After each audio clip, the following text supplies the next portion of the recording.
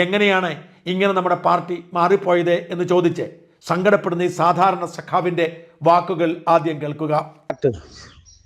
അത് പരിശോധിക്കണം. പാർട്ടി മെമ്പർമാർ വോട്ട് ചെയ്തിനോന്ന് പാർട്ടി പരിശോധിക്കണം. ഇപ്പോൾ അപ്പുറം ഇപ്പുറമെല്ലാം വെടിപെടുന്നുണ്ട്. നാണം കെട്ടിച്ച് നമ്മളിവിടെ സഹിച്ച് നിൽക്കുന്നത്. പുറത്തിറങ്ങാൻ കഴിയാത്ത അവസ്ഥയാണ് ഇപ്പോൾ ഇല്ലത്. നാളെ പുറത്തിറങ്ങാൻ കഴിയാം നമുക്ക്. ഇങ്ങനെ ഒരു തോൽവി ഉണ്ടാവുമോ? കഴിഞ്ഞ പ്രാവശ്യം ശബരിമല, പെരിയ, കൊൽക്കേസ്, രാഹുൽ ഗാന്ധി തരംഗം എന്നെല്ലാം പറഞ്ഞിട്ട് നിന്നു. ഇപ്പം എന്ത് തരംഗമില്ലത്? ഇപ്പം നമ്മുടെ മുഖ്യമന്ത്രി മക്കളുടെ കാര്യത്തിൽ തന്നെ നമുക്ക് ഈ തോൽവി സമ്മതിക്കേണ്ടി വരും. ജനങ്ങൾക്കെല്ലാം അറിയുന്നുണ്ടല്ലോ ഇതെല്ലാം. മണ്ടന്മാരല്ല ജനങ്ങൾ. 10-15 മന്ത്രിമാർ 2 ലക്ഷം 3 ലക്ഷം ശമ്പളം പിടിച്ച് അവരെ വീട്ടിൽ കെട്ടി വെച്ചിട്ടാകുമ്പോൾ 1 മാസം ശമ്പളം കൊടുക്കാൻ പറ്റാത്ത മന്ത്രിമാരാണ് ഇല്ലത്. പെൻഷൻ കൊടുക്കാൻ കഴിയുന്നില്ല.